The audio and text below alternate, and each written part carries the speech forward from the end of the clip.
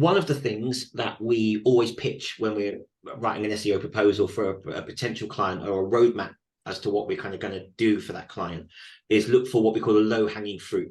Now, there's a few ways of thinking about low-hanging fruit in terms of the keywords that you might want to rank for. How does the average person spot the low-hanging fruit, and what should they be looking for when they're analyzing the keywords that they want to rank for?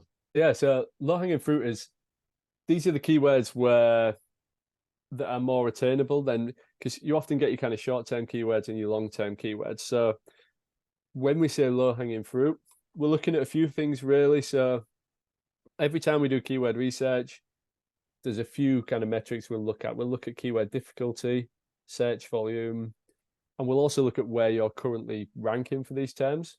And all three of these come into play when we're looking at low-hanging fruit. So the ideal keyword would be one that is low difficulty, which means that the websites on page one look beatable in the short term. If you can combine that with high search volume, meaning a lot of people are searching for this term, then you have the kind of perfect keyword there for the low-hanging fruit. So when we kind of take on a new client, that is one of the first things that we look for. We look through the keywords and we go, these can be some long-term ones, the really kind of valuable ones, the key ones that we want to get. But in these early few months, we can look at these low-hanging fruits as quick wins, because the low difficulty, they can bring in nice bits of traffic to get us moving, build up some momentum, can be really, really valuable. And the other thing I mentioned there is keywords you're already ranking for.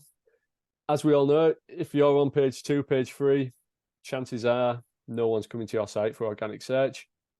But if you are on page 2 and page 3 for some keywords, it's a really good sign that Google already knows you're there.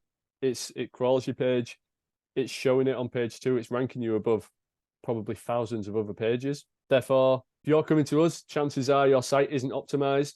So if we can optimize that page, which is already on page 2, get it up to page 1, bring traffic in that way, then that's another quick win. So these are the low-hanging fruit we look for, the pages that are already doing well, the pages that we see are attainable and that are valuable. These are the ones that we love to get. And if we can get them in the first, few months of a campaign, then that's great. We'd love to kind of start with that. So yeah, they're really, really valuable. So it's quite exciting to think about that. Like, you might think if you're on page 3 or 4 of Google, that it's a disaster, but actually the disaster in that sense would be not ranking at all. If you're ranking on page 4 and page 3, it's actually encouraging. It means Google do like you for that search term. They just don't like you as much as they like those 40 odd sites above you. But it does mean that you've got something to work with in the first instance. It likes you enough to know that you could get onto page 1 if you optimize that content in the right way. Yeah, 100%. Yeah, and there might be a reason why you're not ranking. There might be your H1 might not be optimized, your meta title might not be optimized, and little things like that. Just changing them could make a huge difference. Or alternatively, we could build backlinks to the page, build internal links to the page, and it can give it a boost that way. So yeah, there's plenty of ways we can get them pages moving. And like you say, it's a really good sign that you're already there and that you're coming to us for help, and we can normally, these pages help give them a boost. So yeah, it can be a really good way to just get traffic in straight away. So it's they're exciting. They're exciting to find, definitely.